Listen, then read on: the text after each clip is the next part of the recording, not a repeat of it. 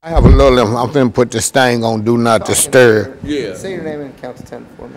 Ron Crowder. 1, 2, 3, 4.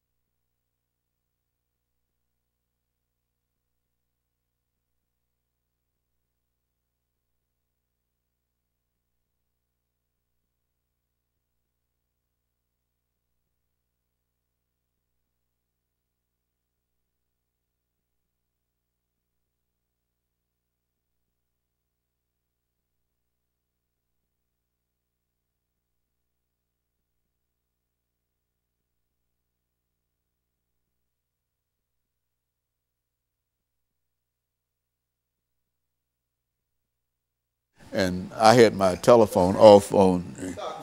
Okay.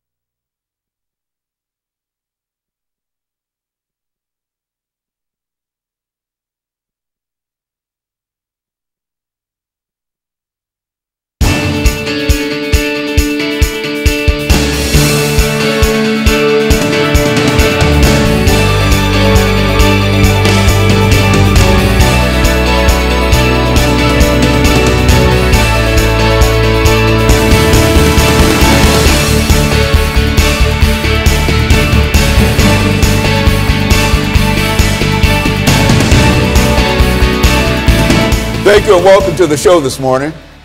The topic this morning is the status of HIV and AIDS in Nashville.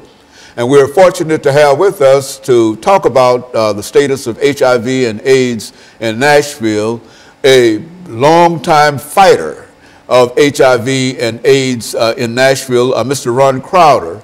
And many of you might recall that Mr. Crowder has been with us not only on many other shows, but he also is the founder of a very, very important anti-HIV AIDS organization called Street Works. And Mr. Crowder, let me welcome you to the show this morning and to tell you how delighted we are to have you and to tell you how glad we are to have you in this seat, because it's been quite a number of months since we've had a good HIV AIDS show. And some folks are saying that HIV and AIDS might be disappearing or whatever. So let's talk about first about you and your background, and then by perhaps the second segment we'll get into the status of AIDS. But more than anything, let's talk about Ron Crowder first. Okay, as you said, I'm Ron Crowder. I'm the founder and the CEO of StreetWorks. StreetWorks is a nonprofit agency that's been around for almost 20 years. We started in '97.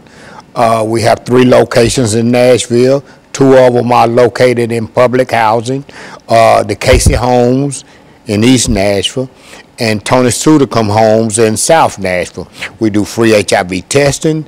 We do free hepatitis C testing. We provide a multitude of direct support services for people living with HIV and people who are actively using drugs. So we work, and the name comes because we work the streets. We work the streets a lot at night to prevent new infections of HIV and hepatitis C. We work the streets to interact with people who are actively using drugs and to try to do some type of intervention with them, and if necessary, and if whenever they get ready, we help them get into treatment.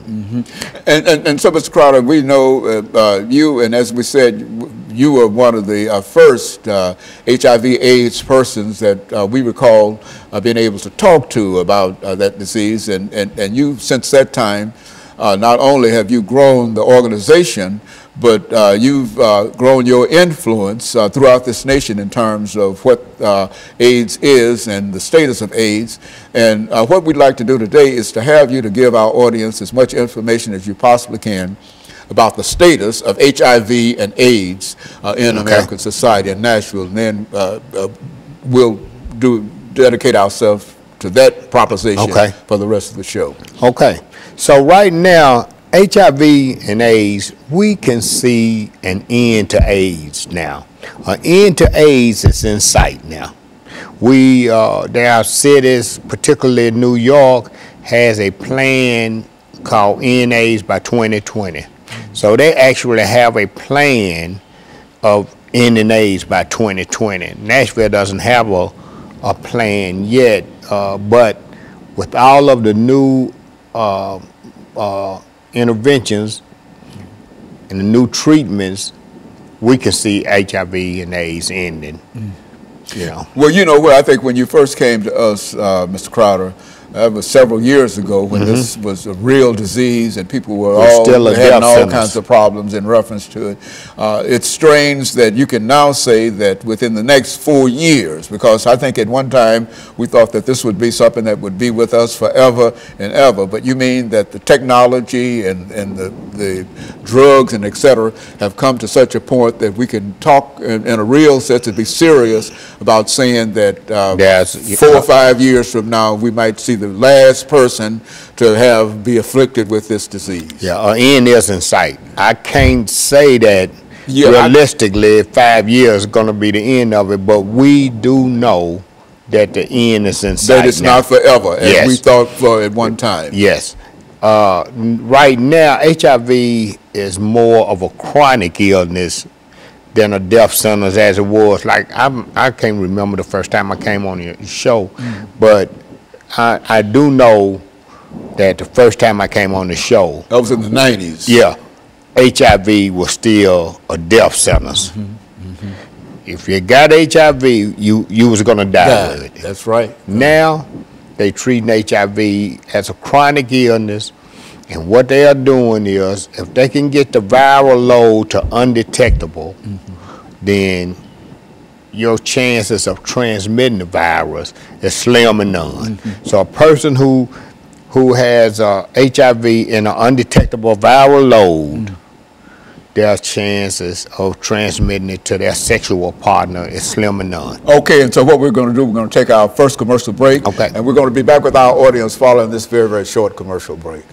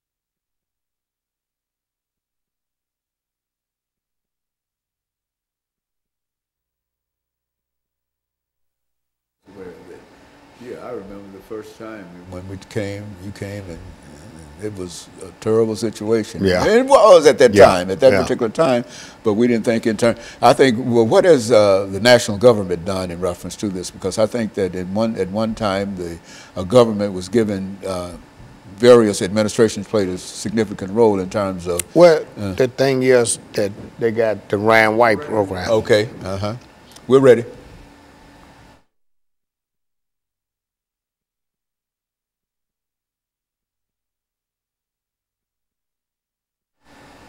Thank you and welcome back to the second segment of the show for today. We're talking to Mr. Ron Crowder, and he's given us some information in reference to the status of HIV and AIDS in Nashville. And Mr. Crowder, I would imagine when we talk about the status of HIV and AIDS in Nashville, we can generally say the same thing in reference to that if this is current in Nashville, that this is probably the same situation everywhere. That's why we wanted to approach it from that perspective. Well, Nashville is a little unique in that, number one, we're in the South. Right now, it's approximately 21,000 people living with HIV in the city. About 200 people get infected each year. While HIV in Nashville is down by approximately 30%, and it has been over the last 4 or 5 years. We still are the 22nd city, number 22 in the United States with the highest HIV rate. And that's due to poverty, being in the South, lack of education, lack of appropriate health care. That's a lot of many reasons. Drug use. And drug use is a good segue for what I need to say now. Right now, although needle exchange is not legal in Nashville, we know that needle exchange reduce HIV rates in the injection drug use population. So StreetWorks, you know, we just had to be proactive on that front. So we do provide sterile syringes for people who are actively using. While we don't condone drug use, we do know that they're going to use drugs whether they have clean needles or not. So in order to reduce HIV infection rates, we provide sterile syringes for people who are actively using, but we also offer them information and try to help them move to get into drug treatment. And we do that. Also the same thing with hepatitis C. We have probably 50 or 60% hepatitis C positivity rate in our testing. Now, what do you mean when you say HIV and this? You've got another disease that you